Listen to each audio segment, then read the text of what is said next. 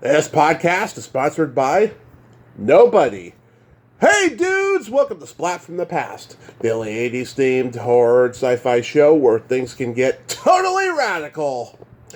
Now today, I will be welcoming back the awesome, the lovely, the sweet, the talented Cari Haim, the sister of Corey Haim. And we are going to nerd out on the entertainment of our youth. I'll tell you, I've been doing these conversations lately, and I'll tell you, it's so refreshing that I'm going to talk to Cari, because I talk to so many people about 20, 30 plus years older than me about these, but Cari's at least a decade older than I am, so we're going to talk about, a lot of the common stuff, and all the minutia of what we grew up watching, listening, and so forth. And it's going to be a great conversation today. Cari is part of a podcast called Order Up. It's a culinary podcast where they talk about recipes and making food and stuff. And it's pretty cool. It's entertaining. And she has a short film that she's trying to get sold called Demonstration Sport. It's about competitive napping, which is just a hilarious notion. And what's so funny? I didn't realize it until I woke up today. Cary Grant would have been 120. How fucking trippy is that?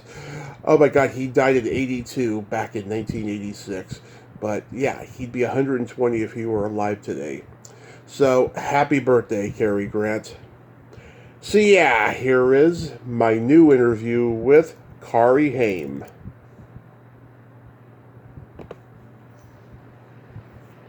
So I'll tell you, I've been doing these nerd out conversations a lot lately, and I'll tell you, it is refreshing to talk to somebody who's at least a decade older than me, because my brother is 9 years older than me, and because of him, I discovered a lot of stuff that I watched back in the 80s and 90s, so this is going to be awesome. That's awesome. Yeah, like, I met a kid the other day who knew one of my brother's movies, and he was 16 years old. I said, how did you even know about this? Anyway, his parents are teaching him the ways. Wow. Yeah. That is so awesome. Because you don't hear it that often these days. I know. So, going back in time, do you remember the first movie that impacted you as a child? I would have to say it's probably Grease. Wow. I saw that in the theater. I was about 7 years old, and it was the 70s. So, like, when I look at it now, I'm thinking, oh my God, why would you take a 7-year-old to this totally inappropriate movie? But we didn't know it was inappropriate, and all that other sexual stuff and whatever flies over your head when you're a little kid. But I remember just adoring that movie. It was like really one of the first movies I remember seeing in a theater. And I had a book, like I ended up getting a Grease kind of little comic book or something. I wish I still had it. Mm-hmm. And that movie just kind of was the first movie I really remember loving and wanting to see multiple times. We did Grease in my high school, and we watered down some of the vulgarity, right? But not a lot. I can't even remember any examples. I just remember I wanted to hear my favorite line, and I didn't. The one about, where are you going to go, flog your log? It's better than hanging out with you dorks.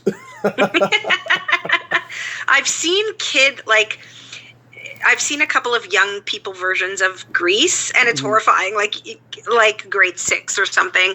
They should not be doing this show, because it just always seems kind of icky when little kids do it, but it is a fantastic show, and the music, and it's just one of those things I remember, and I love it now. Even if I see it on TV or something, I'll always watch it again. Oh, yeah, absolutely. It's one of those classics that just never gets old.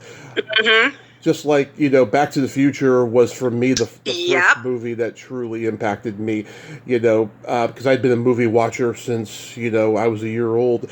And, like so many, I've had that fantasy about going back in time and seeing my parents in high school. I used to look at their yearbooks all the time, Yeah. No, I love that movie. I think Back to the Future is like a perfect movie, to be honest with you. And my kids have watched it. My son, who's 11, really, really likes it a lot. He got really into it at one point, and he watched all the sequels, and he did all. I don't love the sequels, but I do love the original. I think it's pretty much a perfect movie. But it made me realize when I watched it with my son how much slower movies were back in the 80s and 70s and 80s and 90s, I guess. Like, it starts off slowly. There's not like all this fast-paced stuff happening, and some kids get bored quickly. So, yeah, it's just a different type of filmmaking, I guess, but I really love it. I like the sequels. I kind of wish, though, that they had never been made because they didn't do enough in-depth research into recreating the first one and part two, I felt. Yeah. I do love the third one. I think they did a hell of a Western with the third one. Yeah. The third one isn't bad. The second one kind of bothers me. My son loves all of them. He's not picky. Well, wait till he gets older, maybe he'll change his mind, but... Maybe. Yeah, I mean, I certainly did, but I was obsessed with it when I was like 8, Yeah. What genre did you gravitate the most toward? I'm a comedy person, completely comedy. I loved Mel Brooks as a kid. All those movies, like we were obsessed with Blazing Saddles when I was a teenager. We watched it all the time. Like when we would get together with friends, like when I was in high school, we had the VHS and we would watch it frequently, like almost every weekend. We'd watch it. My family was obsessed with Young Frankenstein, and we could quote all the lines. Like that's another one that I would watch anytime that it's on. Any comedy. I loved Airplane. Yeah. Yeah. Yeah, oh my God. So yeah, I mean, horror and comedy has always been mine. My parents showed me The Shining when I was 1, and it fucked me up. No. Like, I saw it again when I was 7 and loved it. My parents didn't like horror, but they loved Jack Nicholson, so that's why. Okay. My brother, who was born in 1973, and I was born in 1983, he recorded everything off HBO, and we had all the teen sex comedy movies like Porky's and Revenge of the Nerds. Yeah. Oh, I loved that movie. I could quote lines from that movie. And I don't know if it holds up, actually. Like, it's kind of gross now, but I really saw that movie a million times when I was a kid. Yeah. All the comedies back then were amazing. Wasn't a huge Porky's fan, but I did see it, obviously. But, Mel Brooks was a huge one. And when The Princess Bride came out, I was about 16, and I, lost my mind. Like, it was the most... I saw it in the theater. And I just remember thinking, oh my God, how can you do this in a movie? Like, it was so different and so perfect at the time that I was like, it was the best thing I had ever seen. Yeah, the only Mel Brooks movie I ever saw in theater was Robin Hood Men in Tights. Yep. It's not on my top of the list, but I do like it. I even like Silent Movie. Love Silent Movie. Yeah. I can understand why it wasn't a big hit for him at the time because it was a silent movie and it was all visual, but it's genius. Yeah, I agree. And I loved High Anxiety. I just loved all his stuff. And yeah, I never get tired of it. The 12 Chairs? Yeah. I just love all of it. I just love everything he does. And it's such a different sensibility for humor that's not as common right now, and I don't know if it would fly as well right now, but at the time it was really of its time, and it was a good time to grow up in movie wise. Oh, it was. How about Neil Simon? I love Neil Simon. I've done a couple of Neil Simon plays because I used to do quite a lot of theater. And I do love Neil Simon, and I'm actually looking at a couple of my bookshelf here. I have a few of Neil Simon's. Well, I have some of his plays, and I have a couple of the books that he wrote, and I just love that sense of humor. Yeah. Oh, God. I mean, I love the Sunshine Boys and Biloxi Blues and The Goodbye Girl. That. Yeah. I loved The Goodbye Girl. I loved Brighton Beach Memoirs. Yeah. That was one of my favorites. I used to do a monologue from that play when I was a kid. And that was like one of my go-to monologues. And yeah, like a super important and unique voice in comedy. Yeah. Absolutely. Yeah, I mean, also, my brother had on tape Lucas and Kid Co. with Scotty Schwartz. And, oh my God, I forgot about that one. Oh, yeah, I got it on VHS now. Yep. Yeah, and he also had a weird obsession with fantasy sword and sorcery epics. Like he liked Kroll, Oh my gosh, yeah. I think that's a fantastic movie. I was never into that. Like, I saw Star Wars in the theater, so I have a funny Star Wars story. Okay. Is when I was 7 and my brother was 5, Star Wars came out. So my dad took us to the movie theater at the mall, and we went to sit in. And 10 minutes in, my dad was like, what the hell is this? Like, he just didn't understand it. And he left us there, and he went to walk around the mall. And he, that you could do that in the 70s. But literally that's the only time I've ever seen it. Like, my husband is super into that kind of thing. My son is really into it, and they're into all the more recent, like Marvel, all that kind of stuff. I've never been into that kind of thing. Yeah. Although I've seen a few of the Marvel movies, and they're better than I want them to be. I enjoy them more than I think than I'm going to. I always end up liking them, but.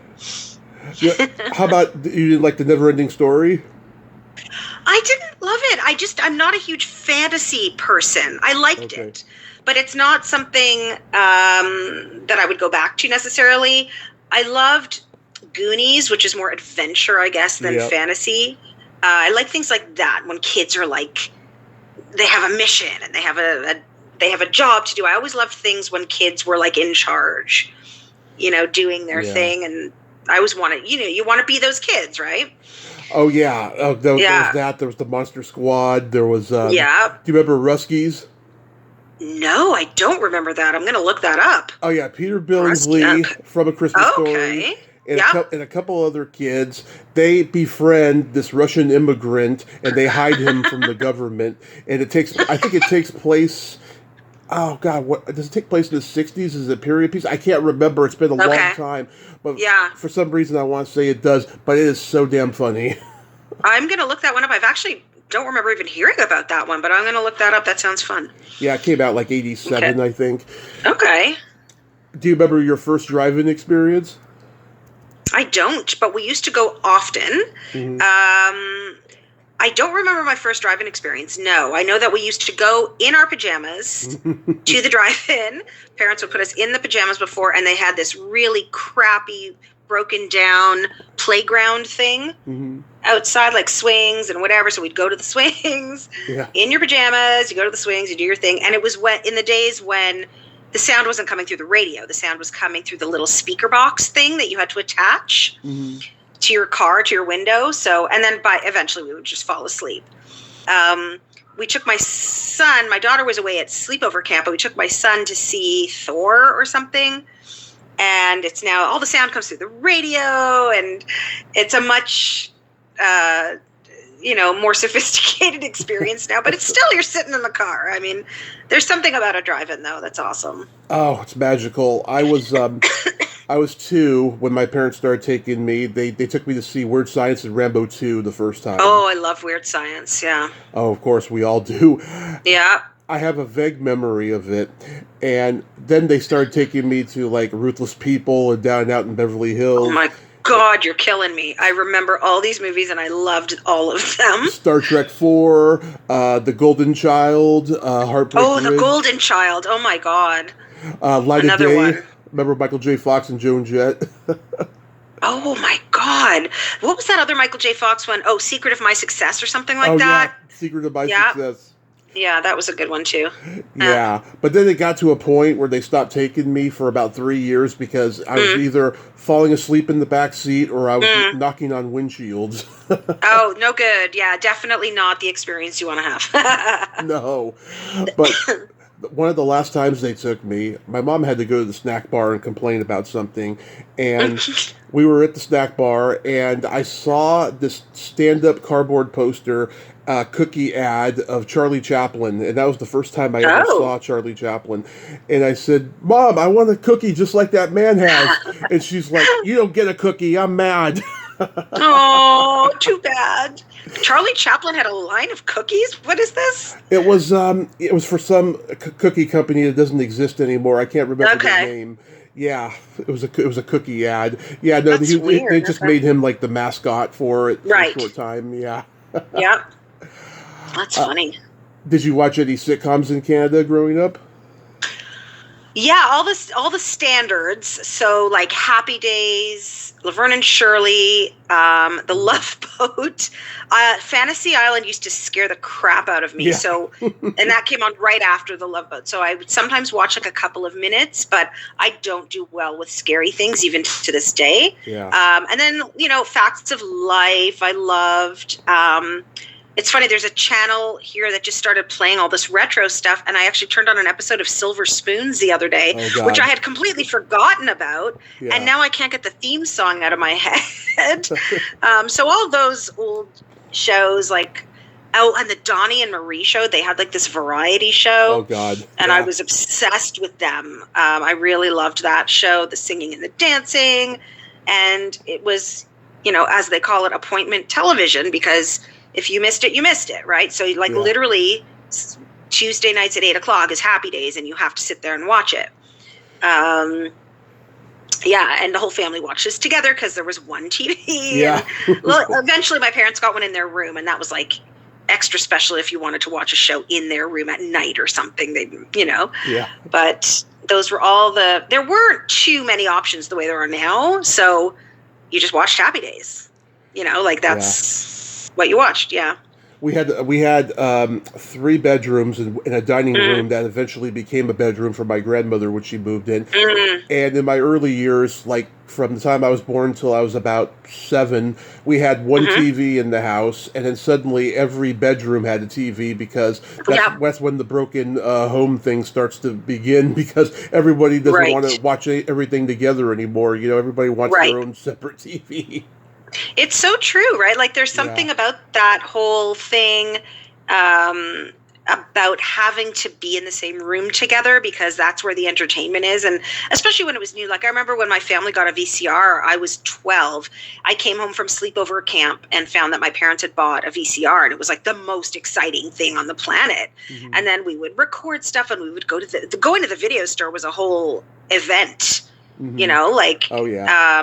and just compromising and choosing and whatever, and then it was a big thing, and you'd sit and you'd watch a movie in your own house, which was like, it didn't seem possible. And now it's, of course, like my kids don't really get it. They're like, what did you do if they like, did you record your show? I'm like, no, like when I was a little kid, there was no recording of the show. Yeah. If you missed it, you missed it. And sometimes there were reruns and sometimes there weren't, Yeah, well, it's funny because we went to the video store a lot, especially in my early years. And then when my mother started working for the cable company, we got not only did we have HBO now, but we also had Cinemax and Showtime, and then eventually Encore when they formed. And then I went from going to the movies and seeing the new movies, and then renting them on video, to watching them on basic cable. But then I would rent really obscure exploitation movies on video now. Yeah. You guys always had better channels than we did in this. Like being in the States, like we got the American channels, and I'm in Toronto, so we got all the Buffalo, New York channels. But you guys all had like HBO and all these things that we never got. Like even now, though, it's like that we can get HBO, but I know that you guys have like Hulu, and we don't have that. I don't even have. I mean, there's probably a way to get it through some VPN software or something, but I don't know how to do that. So because I'm old, so there's still certain things that I look at and I go, oh, America has that, but Canada doesn't. And that's how I grew up. Like, oh, look, they have Carvel ice cream and we don't. Oh, God. Yeah. Carvel. Let's see. I know a few shows that were up in Canada in the 70s. Do you remember The Hilarious House of Dr. Frightenstein? Absolutely. Yeah. That's a classic for sure. I talked to Mitch Markowitz. Did you? Okay. I talked to him a couple of years ago. He was doing a horror con up in Canada, and my friend who has a podcast up there, he was going to go meet him or something, and he's still a little butthurt that I got him on my podcast and he didn't. So I had a nice conversation with him. You know, it's funny, before he started the show with his brother, he was Doug Henning's manager. Oh, really? Yeah. I remember Doug Henning, yeah. Oh, yeah, I thought that was pretty interesting. Yeah, he was managing rock bands in Canada, and then he was Doug Henning's manager for a bit, and then his brother Riff was trying to break into producing. I think he had like a couple of unsuccessful shows, and then he wanted a hit, and then Frightenstein was the hit. It was a big hit, and it's still super popular. You know, people still talk about it quite a bit, and it's amazing the longevity that show had. I didn't understand when I was a kid that it was supposed to be funny. I thought it was scary. Yeah. So I didn't watch it very often until later, because I thought, oh, this is a scary show. I don't want to watch this thing. Then I learned it's a comedy, so it was okay. Yeah, then you probably saw the Rocky Horror Picture Show, and that kind of, helped a bit. yeah, exactly. That's that kind of same genre, right? Yeah. Right. Did you watch The Star Lost? No. Okay. What's that? It was a Star Trek ripoff with Coeur d'Alene. Oh, yeah. It was 1973, 74. It is very much a Star Trek copy, and it was an interesting thing because Coeur d'Alene, had some success in the 60s here in the States. Yeah. And then he went back to Canada and he did this show. He did this really good movie that nobody remembers called Paperback Hero. Okay. And I don't know. He went from being a star here to being a star in Canada. It's really interesting. But The Star Lost, I think there's episodes available on YouTube if you check it out. Yeah, I would have been too young. If it's 73, 74, I was only 3-4 years old. So it's not something I would have been aware of. But I'll have to look that one up too. Right. I'm making notes. Yeah, I'm sure that they syndicated it, afterwards, and stuff. It probably lasted a while. Did you have... We had a show here... Oh, sorry. We had The Littlest Hobo. Did you ever hear of The Littlest Hobo? Oh, yeah. Were you on there? I think my brother and I did like extra work on it at some point, but I've never seen it. We didn't do any speaking roles or anything, but it was a popular show.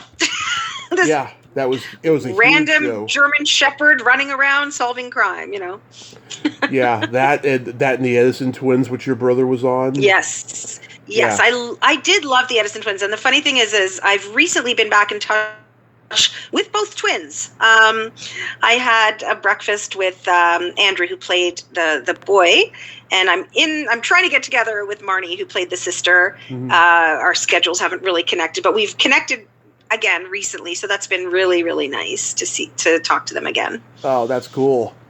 Yeah. Remember Matt and Jenny? Matt and Jenny, I don't remember that. You're a wealth of knowledge. Jeez, yeah. I don't know this one. That was like Megan Follow's first show. Oh, her and Derek Jones. They're like two brother and sisters who they're like new to Canada after coming from England, and they're trying to adjust. And what's his name was on there for a little bit. Duncan Reger. Okay. He was Dracula in the Monster Squad. I've interviewed him. Very nice guy. Mm-hmm. Let's see. Do you remember You Can't Do That on Television? Yes, that for sure I remember. That was super. I think I was already getting a bit older at that point, like older teenager when that stuff came out. So I wasn't super, I wasn't watching it as much because by then we were watching things like, I don't know, like the soap operas that used to be on at night and stuff like that. I don't remember. Not Dallas, because I was in about grade 6 Dynasty. when Dallas was popular. Dynasty, Dallas, all those things. Falcon we used to Crest. play. Oh my God, Falcon Crest. We used to play pretend we were in Dallas when I was in grade 6, maybe. Yeah. So we each took a role, and we were getting divorced and getting married, and it's like that's how we used to play at recess. Oh yeah, sounds like me and my friends. We used to play Young Guns. Like you be Emilio, I'll be Kiefer, you be Lou Diamond. It's the best way to play. It is the best way to play, Mm-hmm. yeah. But I loved You Can't Do That on Television. I just love the Yes. slime and just the inappropriate jokes, you know? Mm-hmm. Yeah, it's really, I love that, like, as we've gotten older, like, the kid stuff has become more and more interesting. Like, when I was a baby, that's when Sesame Street started, and my mom says that's how I learned how to read, was by watching Sesame Street, and that was, like, groundbreaking at the time, right? And it's still happening. Like, it's just, that fascinates me, that something that started so long ago is still around and still beneficial, and love that. Wow, I had a teacher who said, "We're not leaving this room until you learn how to read that thing," and I did. Eventually, I did it. Mm-hmm. Yeah, sometimes it just takes time. Sometimes kids aren't ready to learn stuff. Like, I'm a teacher, and it's lovely that there's all these, like, documents that say kids by this age, kids have to know this, and it's like some brains aren't ready to learn that thing yet, and then once you're ready, it just happens. Oh yeah, and it's plus, too bad that we, like, pressure kids to do things before their brain is ready to do it, you know? Yeah, and some people have dyslexia and it takes them a little bit longer. Exactly. Yep. Yeah. Did you have any TV crushes growing up? Yeah, I did. Embarrassingly, I was super in love with Scott Baio. Oh, God. Not super in love, but, like, if I was going to put a poster on my wall, it would be him back in the day, because I was really into Joni Loves Chachi and all that kind of stuff. Yeah. Do you remember that show? That it was the spin-off of Happy Days. Yeah. Yeah, and I really liked it. I don't know why, because I read back later and saw some episodes, and it was dreadful. But as a kid, I liked it. I didn't have too many crushes in that way. Like, I really loved the TV show Fame, and I wasn't, like, in love with any of the actors, but I just adored the show, and it was, like, a huge impact on me. I had a huge crush on Valerie Landsberg. I just interviewed her for my podcast, God. and I thought I was going to. It was amazing, and because one of my co-hosts knows her through the acting world, and she was lovely, and that was, like, a real cool thing to do, because she was such a big influence on me as a kid. So it was really fun to talk to her. We lost touch. Like, we were planning on doing an interview a couple years ago, and just, I don't know, she hasn't responded since the summer of 22. I hope it happens, because I hope so. I love her. Yeah. Yeah, I don't think if she would have responded to me if I hadn't known her. It's just that one of my co-hosts is actually friends with her. Yeah. So I was like, okay, lucky us, right? So we got to interview her, and it was really fun. That episode hasn't aired yet. Oh, I'm looking forward to it. Yeah. I also loved Maureen Flanagan on Out of This World. Oh, I forgot about that show. Yeah. Yeah. Oh my God, you're bringing back so many memories. Yeah. Yeah. I was also a Davy Jones guy too. Yeah. Oh yeah. Okay. I wasn't like. I liked a lot of shows, but I wasn't always super like, I want to meet this person. It was more that I just liked. I mean, I would have wanted to meet the people on Fame because I really loved it, but something like Happy Days or Facts of Life. Sometimes I'd have, like, these little fantasies that, like, those girls were my friends or whatever. Yeah. But, I never really thought I'd ever meet any of these people or whatever. I just enjoyed the shows. There's an actress I interviewed early on who she guest starred on Charlie's Angels, and the show had been on maybe 3 years by that point. And she was a huge fan, and she had that thing of, like, yeah, these girls are my friends. I would like to hang out with them. They are awesome. And then she worked with them. They're like, no, they are not my friends. Oh, that's too bad. I had a similar experience. There's a really cool show here in Canada called Children Ruin Everything. It's now airing in the States. And it's a really, really funny show. And from the beginning, my husband and I were watching it. We watched every episode. It became, like, our show that we'd watch. And it was just really fun. And I would, like, tweet to the, like, showrunner and say, oh my God, I love your show. It's really amazing. And then I ended up on it this past in season 3. I ended up having a very tiny role on the show in one scene. But it was really cool to do because it was a show that I truly enjoyed. And, like, we were fans of the show. And that was pretty awesome to be on that show, even for, like, 4 minutes. So they didn't disappoint you. They did not. They were all lovely and super talented and just a fun group to work with, and the director and the producers, everyone was just amazing, and it was a good day. It was a really good day. Oh, yeah. That's awesome. Yeah. How about the first album you ever bought with your own money? Okay, you're going to laugh hysterically at me if you even know who this person is. So my parents took me, I was about 8 years old. They took us to a big record store downtown called Sam the Record Man, which was a very popular Toronto store. It doesn't exist anymore. Right. And I had my own money, and I knew I was going to buy an album, but I didn't know anything about music, and I bought Connie Francis, Stupid Cupid, or something like that. Yeah. And I used to listen to it obsessively. No clue why I bought that.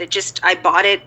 I didn't know her music or anything. I just bought it. Yeah. But then later I bought, I really liked soundtracks. So I would listen to the Annie soundtrack and that kind of thing, Broadway stuff, which is kind of cool because that's what my kids like now. Mm-hmm. So it's very genetic. I would like ABBA. For my 9th birthday, I got not one but 2 copies of ABBA's greatest hits for my 9th birthday. I had to return one because my friends bought me that album. Both bought me the same album, and I used to lie on my bedroom floor. I had my own record player, and I had headphones that you attached to the record player, so it would kind of stretch down to the floor, and I'd play my records and just lie on my floor with my giant 1980s headphones. And yeah, I just love that. I used to like, Billy Joel and that kind of stuff. Yeah. Oh yeah, my parents had a box of vinyl records when I was a kid that they had since the 60s, 70s, and they had everything: Fleetwood Mac, the Beatles, the Stones, Captain Beefheart. They bought my brother when he was about 5 or 6. They bought him a vinyl record of Pete's Dragon soundtrack, and it had just come out, and by the time that I came of age, it was all scratched. I remember. Oh yeah. I remember listening to the moment when Nora tells Pete that Paul isn't coming back. It was repeated a dozen times, until my mom turned it off. He isn't coming back. He isn't coming back. Isn't that funny? I have certain memories of records that I used to like comedy albums too. I had Gilda Radner's comedy album and listened to it at about 8 or 9. It was so inappropriate, but my parents didn't really monitor that kind of stuff in the way that it would be monitored today. It was just I was listening to George Carlin at 9. Yeah. Not realizing that any of this was inappropriate, but when a record skips, you just keep it in your brain that that's how the song goes, or that's how the little bit goes, until you kind of can move the record or move the needle on the record to move it along. But it stays in your memory that way, right? Yeah, well, my mom had on vinyl Lily Tomlin's This Is a Recording. That was probably the first comedy record I ever heard, but comedy records in me was a slow process because I was watching the HBO specials of comedians during that time. But I remember that album very well, and I still love it. And we had a tape that had the movie 48 Hours and Eddie Murphy Delirious. And oh my God. My dad and we would watch 48 Hours, and then I had to go in my room when Delirious was on. And I saw Delirious by myself when I was 14, and I heard about a dozen jokes that my dad had been quoting around the house my whole life, and I thought they were my dad's jokes. Oh, he stole Eddie Murphy's jokes. Yes. Oh, he used to say "Goonie Goo Goo." He used to say, "You don't get no ice cream." Yeah. We all said it. That was our vocabulary. And one day we watched it obsessively as well when it came out, and we just thought it was genius. And he swears constantly in it. And one day we actually sat and counted how many times he swore, and it was we got to over 500 before we stopped. Yes. But we loved it. I mean, it is genius, especially when you think about how young he was at the time. Yeah. So, yeah. I think there was I think on IMDb it said the F word is said about 271 times and shit is said 116 times, something like that. Yeah. It's a lot, but we loved it. We used to listen to it all the time, and we also used all the lines and quoted it constantly, yeah. I still do with Yeah. my friends, you know. Yeah. There's certain ones, right? Mhm. There's certain lines that still to this day, if someone says them, I'm going to know immediately that it's from that. Oh yeah, they're all Yeah. memorable, you know. Mm-hmm. It's one of the most memorable specials of all time. Yeah. Yeah. Agreed. And I'm so glad that vinyl is making a comeback. There's nothing like that stinky, musky smell of vinyl records. You know? There was a whole ritual about records, and I just remember cleaning the records. You had this little brush thing to clean them and take the dust off of it, and the needle, and just the joy of when there was a specific song that you wanted to put it to, and the joy of being able to stick the needle right in the groove properly, so it would start immediately. Like there was a lot of finesse to it, I guess, and it was part of the fun. Yeah, and I was also an MTV kid. I mean, I loved 80s hair metal. I loved women singers like Janet Jackson and Belinda Carlisle and Suzanne Vega. And I'm a huge Go-Go's and Bangles fan. Oh, my husband was a Bangles fan. Yeah, I think everybody was a Bangles fan. Yeah, because they're just appealing to both genders, you know. And they're they knew the 60s well, you know. They lived through it, and they still play it. You know, I haven't had a Bengal on here, but I had the Go-Go's drummer Gina Shock on here twice. Oh, that's cool. Oh, she's awesome. My first interview with her is my favorite interview ever because that's amazing. Yeah. I got her to be so vulnerable in like the last half of that interview. Like I haven't heard her like that vulnerable in any other interview. It's amazing. That's awesome. Yeah, and also, you know, I love Canadian rock. I love Rush. I saw them just before they retired, and they were fantastic. So Alex Lifeson went to the same high school I went to. Yeah. And there's he painted a mural on the music room wall, and it was there throughout the whole time I was in high school. And there was recently a reunion of my high school, like the high school itself was turning 50 or whatever, and the mural is still there. Nice. The mural that he painted is still there because we went into the music room, and yeah, it was a big thing. Yeah. Oh my God. The Guess Who? I saw them. Oh yeah. And the drummer was the only original member. Okay. Yeah. Yeah, they were fantastic. There are a lot of really talented musicians came out of Canada. Yeah. Oh, I even know the most obscure ones like Prism and Trooper and Saga. You know, Moxie. Oh my God. Yeah. Yeah. You know, I think Pat Travers is one of the greatest guitarists to come from Canada. Wow, you're like trivia man. I am. I was always the trivia champion at my local bars. I bet. Yeah. You know, I was hated by all the other teams and still am. They're just jealous. They are. They're just jelly. Yeah. Yeah. There was I don't know if you remember Spoons. Oh my God, I loved the Spoons. Yeah. Yeah, I interviewed Gordon Depp. He was a nice guy. That's so cool. Yeah. Toronto. I know it, but don't know it very well. Like there's certain things that I'll know. My husband is a musician, and he'll probably know all of this stuff. So, yeah. They did one about Love Before Heart did it. Oh, okay, that's cool. I did not know that. Yeah. A lot of Heart's 80s hits are from other people. Like Alone is from Billy Steinberg and Tom Kelly. Robert John Mutt Lange, I think he wrote All I Want to Do Is Make Love to You. Yeah. Okay. Yeah. Diane Warren wrote at least one of their power ballads. Yeah. Yeah, she's a powerhouse. Yeah. Yeah. Oh, she's one of the greatest songwriters ever. Yeah. I agreed, yeah. And I'm actually connected with her niece on Facebook and didn't even know it until she posted. Oh. You know, my Aunt Diane Warren has been honored into the Songwriters Hall of Fame. Oh, or whatever. Wow.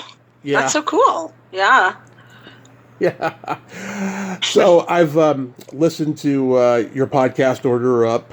Oh, thanks. Yeah. And so how did you get involved with it? So one of my co-hosts, Kelly Zimnikis, who's a Toronto comedian, somehow we have mutual friends, and she said she has a YouTube cooking channel called It'll Be Fine.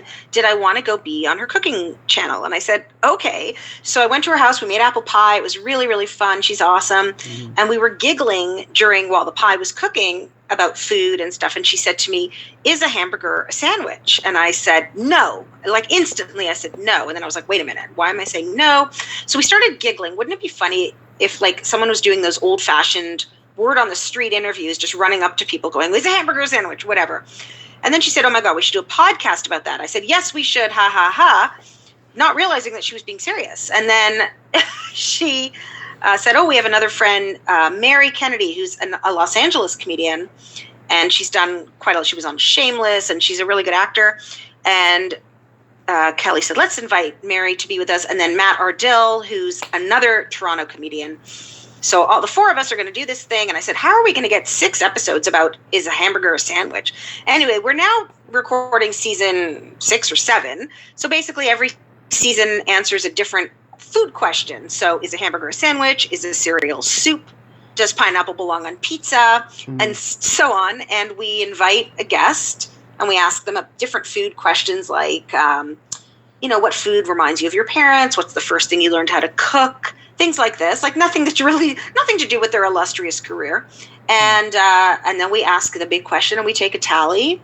And that's how it goes. So the stuff that's going to be airing soon is about ice cream. Cup or cone? Oh. What would you say? Are you a cup or a cone? I am definitely a cone guy. Me too. Yeah, I agree. But the pizza one was very controversial. I have to say, pineapple on pizza. Oh yeah, that's a hot topic. People feel very strongly about that. Oh, we're pineapple and ham people in my family. Not all the time. It's just given the mood, we're like, okay, let's have pineapple and ham tonight. Yeah, I like it on pizza, but a lot of people don't. And yeah, we've had some really interesting discussions on is a hamburger a sandwich. So, so we're still working on our little podcast called Order Up, and it's just a fun, very light chat. So if you need something fun and you don't have to think too hard, join us. Yeah, no, it's pretty entertaining. Thanks. Absolutely. So do you cook well at home? Like, what are your specialties? I can cook, but I'm not the greatest cook. I can make chicken schnitzel is popular here, like breaded, old-fashioned kind of breaded schnitzel, as we would call it. It's yummy. I can do like a nice pasta. I do some nice salads. I was on a bit of a cooking strike for a while because I would make food and then my kids wouldn't eat it and they would want like a grilled cheese or something. So I was like, okay, why don't I just start making the grilled cheese? Like they'll, at least something they'll eat. But now everyone's getting a little older and we're getting back to the cooking a bit. I bought an Instant Pot recently, like one of those pressure cookers. So that's been kind of cool. I'm making like homemade mac and cheese in there, and you can make a whole bunch of stuff in there. It's really cool. Yeah, I mean, I got Italians in my family, and they're all good cooks. I can't cook worth a shit, but they can. My mom makes everything great. My brother makes great chili from scratch. Oh, yum. My nana, oh my God, she made great French fries, I'll tell you. Oh, yum. When I was 8, 9, 10 years old, I was obsessed with Jerry Lewis. And his movies were on our local UHF station all the time when I was at school. So my parents would record them, and as soon as I got home, I got the movie, and I got homemade French fries from her. Oh my gosh, what a luxurious thing. That's awesome. My mom, when she was a kid growing up, she adored Jerry Lewis. That was one of her favorite things. So I learned a little bit about Jerry Lewis as a kid because whenever one of his movies would be on, we'd watch it. So and we were obsessed with the telethon that was on every year. We'd stay up like all night to watch this thing. Yeah, I mean, I was obsessed with them too for a while, and after a while, it just got old. I thought. Yeah. I mean, it's a good cause, but it just got old. I thought. Agreed. Yeah. But going back to the ice cream cone, what's your favorite type of ice cream cone? I like a sugar cone. I like a sugar cone. I mean, I'll take any kind of cone, but even over a waffle cone, I prefer a sugar cone. It's like my favorite one. And if I have the choice, I'd always do that. How about you? I am definitely both sugar and waffle cone. I just feel that they have a little bit more flavor than a cake cone or whatever they call it. Yeah. Yeah, I just think they taste better.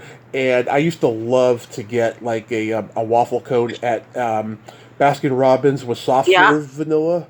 Ooh. And then they stopped doing good. that. They're like, oh, we I don't. was just thinking they don't have soft serve in the Baskin Robbins near where I live. Not anymore. Back in the early 90s, they Okay.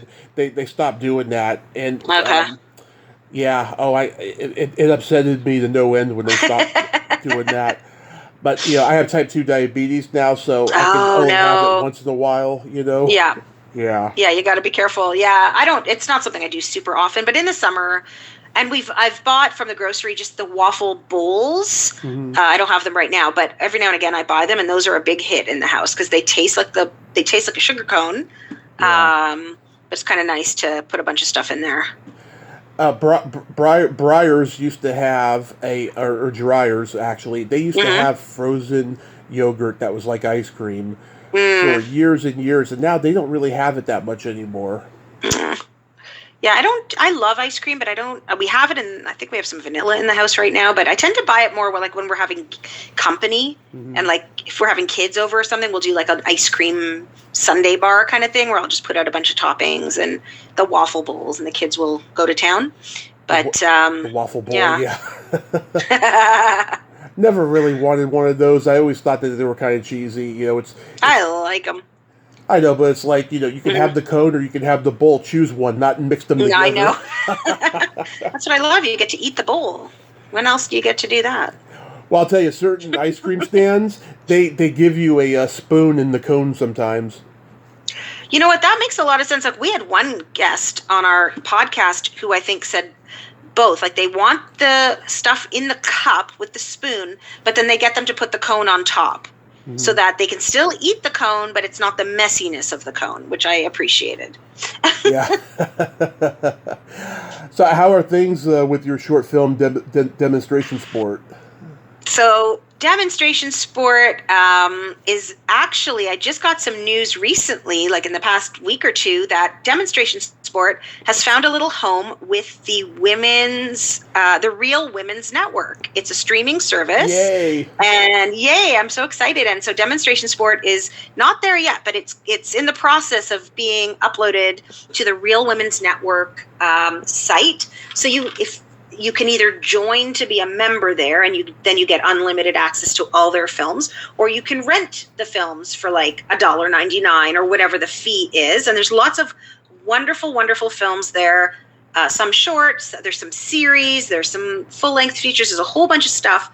And you can rent these things mostly by women filmmakers, and it's a very inexpensive ticket to see some really quality stuff. So I'm so happy that demonstration sports sort of landed with a great organization like a Real Women's Network. Yeah. Oh, that is so awesome. Thank you.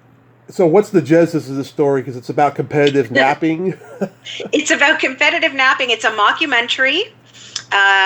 So it's a funny movie about a mom, who is me, who dreams of winning the gold medal in competitive napping. And she has a coach, and there's a doctor, and she's got a husband, and she's got kids and stuff. We don't see the kids in the movie, but it's how this mom is training for this potential Olympic spot to become a competitive napper. And the story came about because I love napping. And it was one of those funny things like, oh my God, if I could only, if there was a gold medal for winning a nap contest, I would totally win it. And then we were like, let's make a movie about that. So we did. And it was lots of fun to do. It's the first short that I ever made. And so we learned lots. But I'm really happy with how it came out. It's really fun.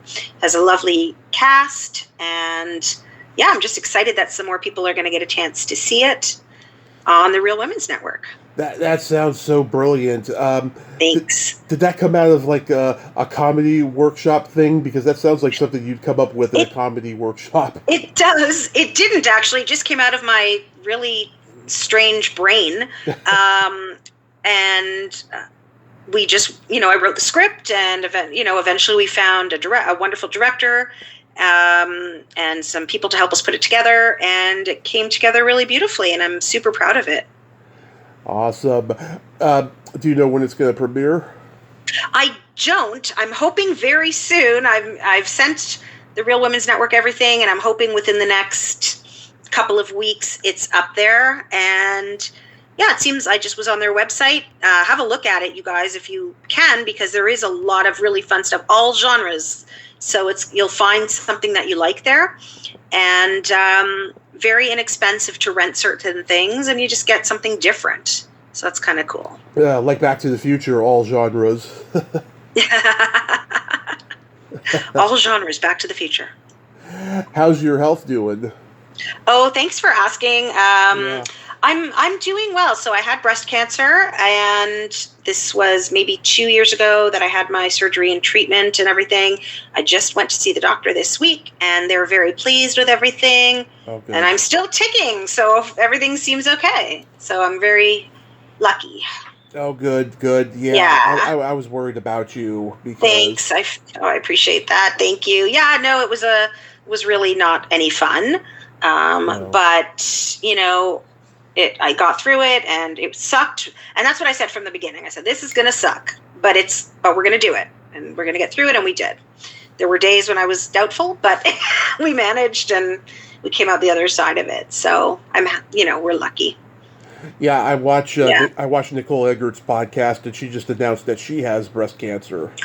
Yeah, I actually just got off the phone with her about a half an hour ago. Really? I did, yeah. So she does, and she's gonna kick butt. She's gonna do great. And I was giving her a bit of a pep talk because I've just been there, and I know she's gonna be amazing. And it's a lot to go through, and I hate that she has to go through this, but she'll be okay. She's gonna do it. Yeah, because I had reached out to her in November to come on the podcast, and I didn't hear back. And then a couple weeks ago, I tried again, and then the announcement was made. I was like, oh my God, my timing is always lousy, and that was just so awful. No. So awful. Yeah, it's just I mean, you would never know, of course, but she'll be okay. I think she's just got to get through this, and the next, year or so is going to be sort of tricky for her, but I'm just super hopeful that she can get through all of her treatment, and I'm sure she's got really good doctors working with her, and I'm sure she'll get through it in the end. So fingers and toes crossed on that. Exactly, same. Now it's time to play the Secret Silly Game. Ooh. This is a series of silly slumber party questions. No win or lose. It's just pure fun, Cari. And how the game works is I ask you the question, you answer it, and then you ask me that exact same question, and I answer it. And feel free to comment on the answers because they might be funny. Okay. Cari, are you ticklish? Yes, I am ticklish. Even when you say the word ticklish, I get kind of heebie-jeebied around. I do not like it. I hate being tickled. And definitely do not tickle me. How about you? Are you ticklish? Oh, yes. And if you tickle me without warning, I might hit you in the groin. Yeah. You know what? Yeah, I've kicked people before. Yeah. I'm like, do not tickle. Like, tickling is a form of torture. I think tickling is horrible. Sometimes it can Unless you're really into that. Sometimes it can be pleasurable, but a lot of times it can be annoying, too. Yeah. Not my thing. Ugh. Yeah. Is your belly button an innie or an outie? It's an innie. Nice. Very much an innie. How about you? I also have an innie. Yeah, I think that's more common. Yeah. I think. Yeah. I mean, I've met quite a few outies in my life. Yeah. You get out more than I do. Yeah. Yeah. What color are your toenails painted? Oh my goodness. I think right now they're kind of pink. I don't usually have them painted, to be honest, but I think I was going to something fancy recently, and I was going to wear open-toed shoes. So I painted them pink. How about you, Tommy? What's yours? Are yours painted? Right now they're not painted, but last time they were.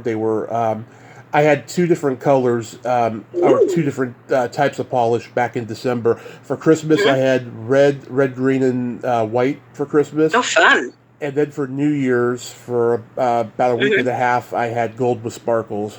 Ooh, I like that. Yeah. I like the sparkles. I like silver sparkles usually. That's fun. I like to go elaborate, but I'll tell you, glitter can be a pain in the ass to get rid of. That's very, very true. It is the herpes of the arts and crafts world. Yes. Yeah, it's like it's like herpes. It stays with you like luggage. Remember that? Forever. Remember that Eddie Murphy line? Yeah. I do. What would you say is your best personality trait? I would say my sense of humor is my best personality trait. And you? I have empathy and I have no filter. I like having the empathy and the no filter thing together. That's good. Well, I'm a Gemini, so. There we go. Yeah. And then my favorite question, is there a stinky smell that just makes you gag? Oh my, let me think about that. Is there a stinky smell that makes me gag? I would have to say something like maybe blue cheese or something. That's the worst. Like a really strong cheese I don't like. Oh. And that, no, don't like it. How about you? Either farts or feet.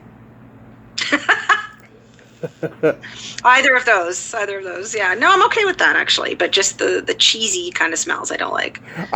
Someone told me that she didn't like the smell of blue cheese, too, and she's like, it calls for an intervention.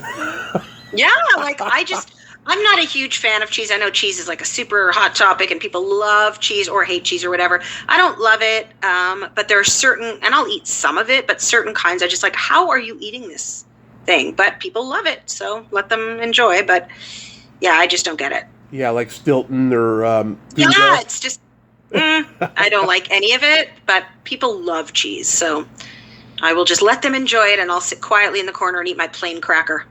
Yeah, whenever I'm talking to somebody from Wisconsin, I always have to ask them, does the smell of stinky cheese faze you? And they're like, no. Is that true? That's so funny. Yeah, I always think that's such a stereotype that people from Wisconsin are cheese people, but I guess it's true. It is. Yeah. Just like people in Idaho are potato people. Yes. Although I have talked to some people from Idaho that don't even like potatoes. How do you not like potatoes? They're like the best thing. You can eat them in so many different ways.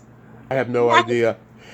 Well, Cari, I thank you so much for coming back on and having this great conversation today.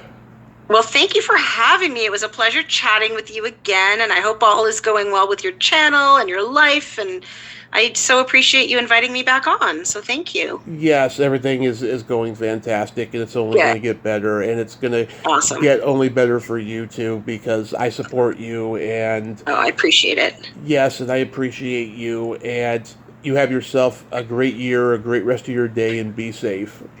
Thanks so much, you too. Thank you. Alrighty, take care. Take care. Bye-bye. Bye. Well, there you have it. Cari Haim, ain't she a sweetheart? Oh, love her. She is just so fantastic, down-to-earth, fun. Wow, who would have thought that she was a big Eddie Murphy Delirious fan like I am? Oh, my God. That is just so special. She is special. I just adore her. And, oh, my God, yeah. I tell you, if you're not easily offended, go check out Eddie Murphy Delirious. It's still pretty damn funny. Well, until next time, this is Tommy Throwback Kovac saying, there's no shame in living in the past, because the present sucks. Later, dudes!